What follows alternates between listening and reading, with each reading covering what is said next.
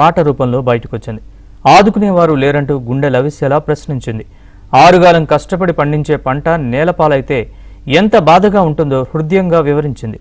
6 నెలల కష్టం 66 గోసలు అంటూ 6 నెలల కష్టం 66 గోసలు అంటూ జగిత్యాల జిల్లా సర్వాపూర్కి చెందిన ఓ రైతు పాడిన పాట వైరల్గా మారింది. రైతునయ్యి పుట్టినాను రైతునయ్యి పెరిగినాను రాజకీయము నేను చేస్తే రంది లేకుంటుందునయ్యా. రైతునయ్యి పుట్టినాను రైతునయ్యి పెరిగినాను రాజకీయము నేను చేస్తే రంది లేకుంటుందునయ్యా.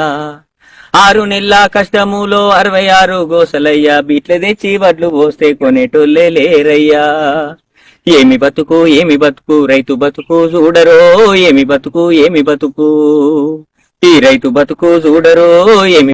రైతునయ్యి పుట్టినాను రైతునయ్యి పెరిగినాను రాజకీయము నేను చేస్తే రంది లేకుంటుందునయ్యా.